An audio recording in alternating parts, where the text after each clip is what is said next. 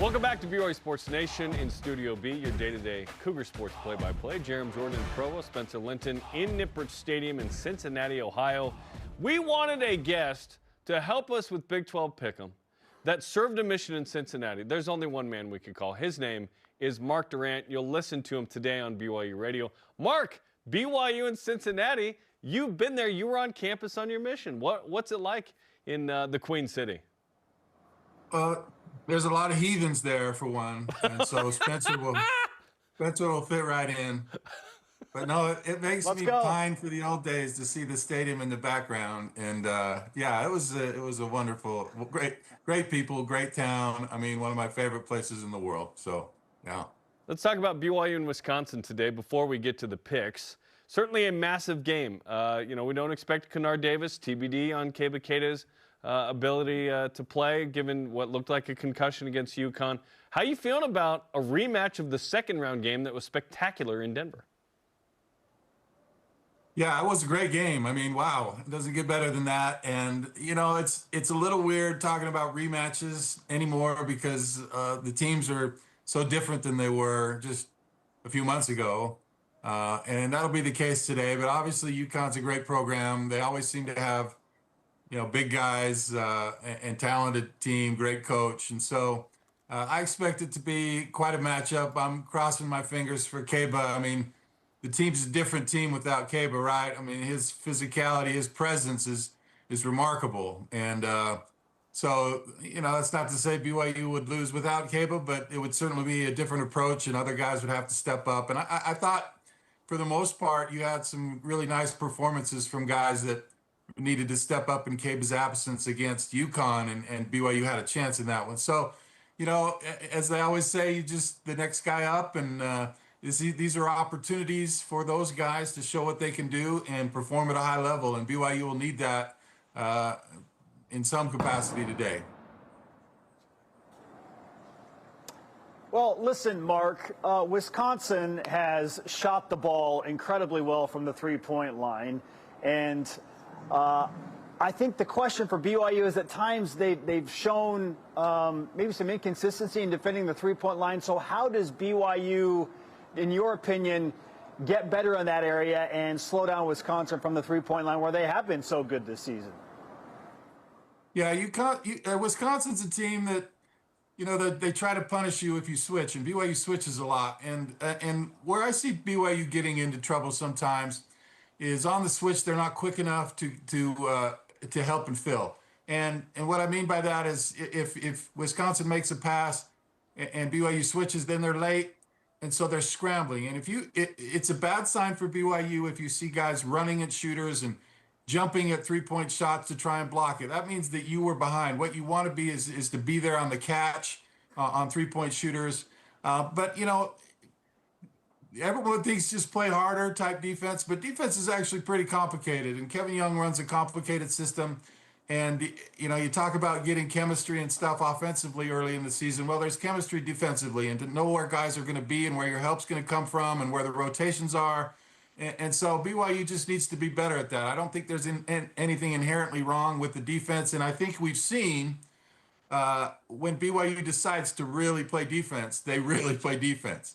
The last 5 minutes of Villanova, I don't think Villanova scored, and they were able to get back in that UConn game with the good defense, and especially that starting group. I mean, that initial starting group is very good at defense, but I'd like to see a little more consistency of effort over the whole game, more urgency, so you're not scrambling at the end to try and win a game. But easier said than done, obviously. But I think it's a work in progress. But certainly, they're capable. I mean, Davis that we mentioned, and Keba is an incredible defender. AJ may be as good a defender as he is an offensive player, which is saying a lot. And Richie plays hard. So they have it in them, but I'd like to see more consistency across the game. Listen to pregame starting at 3 Eastern on BYU Radio. Mark Durrant on the call there with Gregor Bell in Salt Lake. That will be a ton of fun. Now time for our Big 12 Pick'em segment. Mark, you're the guest picker this week. Let's show you the competition. No one has even come close to Tanner Mangum. I guess one game, Dennis Pitta, JT just outside. 6-1 in week 0. That's who you got to beat No pressure. You've got to pick every single one right. Let's begin. I just want to beat the basketball guys. JT, if I get it. Tavernari beats me, that's going to be embarrassing. I got to beat that guy, man. Holy cow. Okay, 6-1 would do it then. Game number 1, Baylor at Arizona. Wildcats a 6.5-point favorite. Who you got? Yeah, I'm going to go Wildcats. Fafita's playing well. Baylor might be a little broken after Utah and their AD, so I'm going Arizona. I'm with Mark. As good as Sawyer Robertson has been at times at quarterback for Baylor this season, Arizona's pass defense is real. One of the top 10 pass efficiency defenses in the entire country. Arizona slows down Sawyer Robertson, and the Wildcats beat Baylor. Give me Arizona as well. It's number 3, spent specifically to your point. Game number 2, TCU looks to bounce back from a loss at number 23, Houston. A TCU win helps BYU's chances of clinching this weekend. TCU and Houston, who you got, Mark? I'm going to go with Houston. Again, I think TCU may be a little bit broken after what BYU did to them, and they'll be on the road. And I think Houston wants to finish strong, so I'm going Houston. I've just never been a big believer in Houston all season long. They've been scraping by, but maybe there is power in that, to Mark's point, and flexing on that regard. But I think Josh Hoover and the Horned Frogs, they figure some things out this week, and they finally get out to Schneid and beat Houston.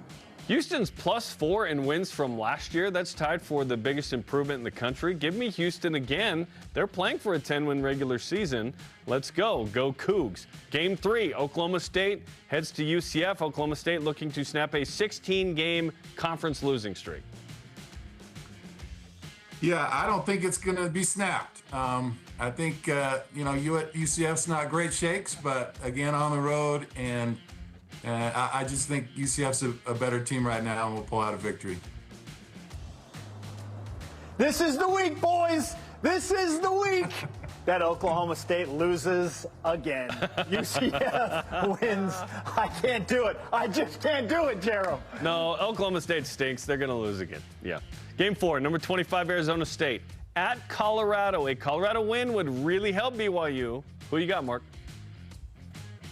Well, that's a tough one. I mean, Colorado's a team that's been reeling, and maybe they find some fire to try and right the ship. But I think Arizona State's getting stronger as the season goes on, and we'll get that victory in Boulder. Circle the wagons moment for the Colorado Buffaloes, and they've had an extra week of preparation. They've got a few guys healthy and back in the lineup. They have been absolutely pummeled with injuries, but they get some guys back. Coach Prime has been in the news. I think he's going to use this as a galvanizing moment, and Colorado does to Arizona State what they did to Iowa State. They pull a shocker in Boulder. Give me the Buffaloes over Arizona State. Circle Ralphie's trailer, is that what you're saying? I have Arizona State winning. How do they handle the Sam Leavitt could move on in the portal after the season news, but Jeff Sims has rushed for over 300 yards the last 2 weeks combined. I think he continues to be able to run the ball. Give me Arizona State. Game 5, Kansas against Iowa State. The Clones a 3.5-point favorite. Well, I haven't seen a lot of Kansas, but I think Iowa State is going to get that one. I think they've underperformed to a degree this year, and we'll get that one. I agree with Mark here. Iowa State and Rocco Becht reign supreme in Ames. I think home field matters a lot in these games that are long-standing rivalries in the Big 12. Yeah, I think it's going to be a celebration in Ames tomorrow. I like the Clones as well. We are unanimous in that one. Game number 6, number 12, Utah hosting K-State. Utah, massive favorites in this one. I don't care if I lose to Jonathan Tavernari. I can't pick Utah. It's like my vision board. If I put it on my vision board, maybe I can manifest it. I'm going K-State. Nice. Utah's favored by 17.5 in this game, as they should be. They are built to destroy mediocre competition, as one notable analyst said earlier this week, and I think it happens again. So the team up north finds a way against Kansas State. K-State is in rough shape. Their playmakers are all out. Dylan Edwards, the top running back. Jace Brown, the wide receiver. Austin Romain's out, linebacker. They are decimated. There's no way they hang with Utah. Jason Beck in that offense put up a bunch of points. Last but not least, BYU. Listen, if you make a pick like that, Jerem, and you're right, people think you are some kind of prophet. So that's what I'm going for, is the unlikely possibility that that Kansas State wins that game. I don't claim to be a seer, just a sports seer. And finally, number 11, BYU at Cincinnati, 2.5-point favorite. We don't ask you if BYU is going to win the game. We ask you why. Well, I think the progression of Bear Bachmeier as an elite thrower of the football, I think he's going to throw it around the field today. And LJ looks healthy, and LJ runs so hard and is confident. And then you've got those receivers, and that's not even talking about the defense. My guys Jack Kelly and Isaiah Glasker and Tanner Wall and Evan Johnson. I mean, the whole crew, man. That is a solid defense. Cincinnati will struggle. BYU will not, and will come out of Cincinnati with a victory like I came out of Cincinnati with glory 30 years ago. Returned with honor. Glory reigns supreme from Mark Durrant. Yeah, we have said it a million times, you guys. In football, if you want to win a game, you got to stop the run. And this is advantage BYU for me here, like we talked about earlier in the program. BYU wins the line of scrimmage battle. They win the run game attack on offense and get it done. I think BYU creates a couple of takeaways against Brendan Sorsby. They limit him in the run game, which is his greatest strength. Give me BYU by 2+ scores against Cincinnati. Mark, we appreciate the time. You're the best. We'll listen to you on BYU Radio against Wisconsin. Thanks for the time. Hey, listen, guys. I'm getting tired of being a lawyer, and the three of us up there look really good. Can I come be with you guys, a trio at anytime you want. Sports Nation? Anytime you want. You come on in. Thanks, Mark. Let's do it. Love you guys. See ya. Mark Durrant is the best.